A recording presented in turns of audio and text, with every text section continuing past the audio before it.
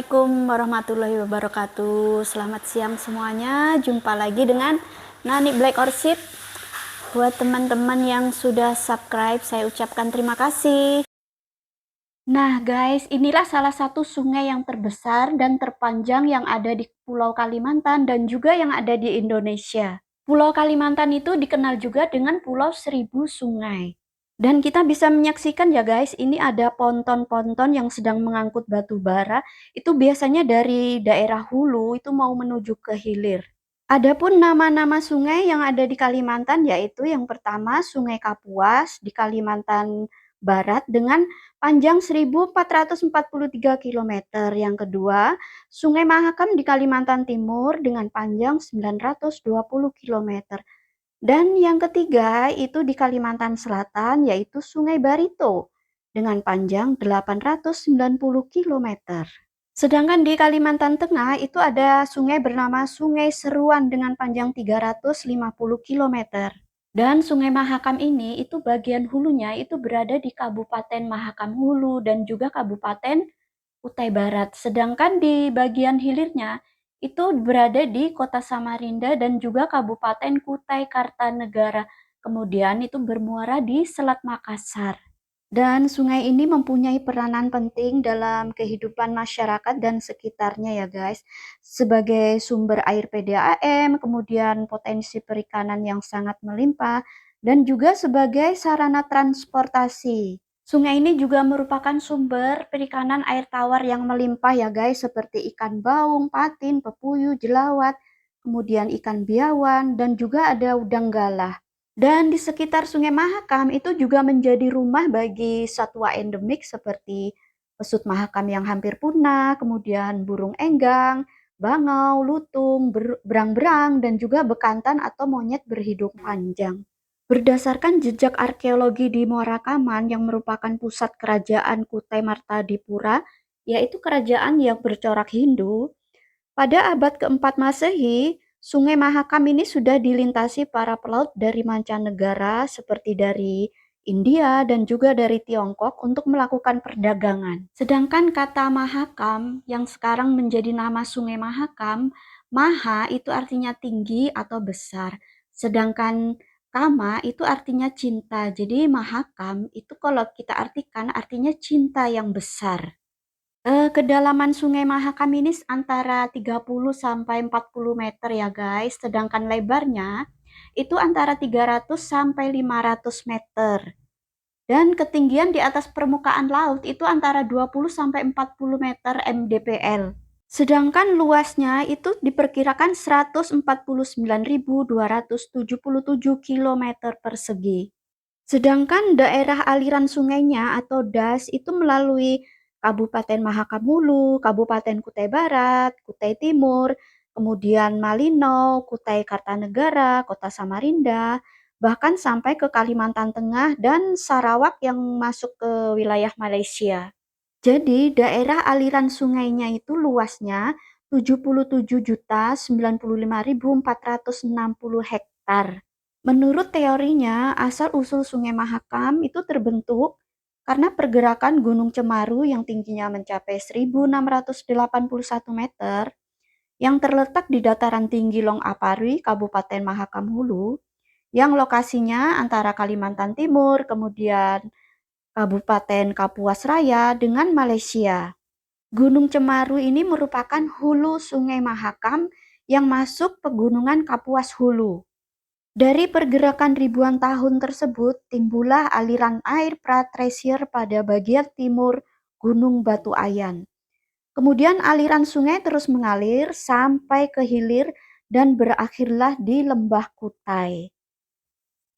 Teori yang kedua nih guys, sumber air Sungai Mahakam itu berasal dari Pegunungan Iban yang lokasinya di Kalimantan Barat, yang membentang dari timur laut ke barat daya sepanjang sisi barat laut Provinsi Kalimantan Timur. Dan Pegunungan Iban ini sebagai batas alam dengan Malaysia Timur. Dan pegunungan ini mempunyai 3 puncak, yaitu yang pertama Bukit Harun dengan ketinggian 2.160 meter, yang kedua Bukit Kiung dengan ketinggian 1.665 meter, Dan yang ketiga, Bukit Kalung dengan ketinggian 1724 meter. Dan pada ujung baratnya, rangkaian pegunungan ini menyatu dengan Pegunungan Kapuas Hulu di Kalimantan Barat bagian utara, serta membentuk sebagai batas alam dengan Malaysia Timur. Sepanjang kedua rangkaian ini terletak sejumlah hulu sungai. Dan Sungai Mahakam ini mempunyai beberapa anak sungai ya guys, yaitu Sungai Karangmumu, Sungai Kedang Pahu, Kedang Kepala, kemudian Sungai Batu Bumbu, Sungai Penyinggahan, Sungai Bakung, Sungai Berinding, Sungai Talent, Sungai Tenggarong, kemudian Sungai Jembayan, Sungai Lok Haur, Sungai Muara Kemujan, kemudian juga ada Sungai Kedang Rantau, kemudian Sungai Karangasem Besar, kemudian Sungai Palaran, mungkin ada sekitar 15 nama anak Sungai Mahakam ya guys. Samarinda sebagai ibu kota Provinsi Kalimantan Timur yang diusung sebagai 3 kota terkoneksi dengan IKN Nusantara diantaranya Balikpapan, IKN Nusantara, dan Samarinda. IKN Nusantara yang merupakan ibu kota baru Indonesia itu diharapkan tidak hanya menjadi kota terbaik di Indonesia tetapi bisa menjadi kota terbaik di dunia. Artinya, daerah-daerah penyangga juga harus mengikuti perkembangan IKN Nusantara dari semua sektor seperti ekonomi, lingkungan, dan juga infrastruktur. Kalimantan Timur itu merupakan provinsi dengan cadangan batu bara terbesar di Indonesia. Pada tahun 2023, karena tidak adanya larangan ekspor, maka ekspor batu bara melonjak tinggi.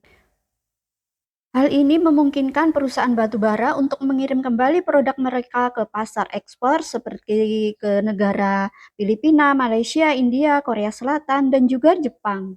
Dari kelima negara tersebut, 4 negara menunjukkan peningkatan kecuali India. Bahkan negara Tiongkok itu merupakan importir utama batubara dari Kalimantan Timur. Harga batubara yang relatif tinggi dalam beberapa tahun ini sejalan dengan kebutuhan batu bara global yang tinggi di tengah berkurangnya pasokan energi akibat ketidakstabilan geopolitik. Berkat kontribusinya yang besar dalam hal ekspor batu bara, tentu saja ini menghadirkan tantangan sekaligus peluang bagi perekonomian Provinsi Kalimantan Timur. Sebagai salah satu sumber daya alam utama provinsi ini, tentu saja batu bara memiliki peran sentral dalam pendapatan ekspor dan kontribusi terhadap perekonomian daerah.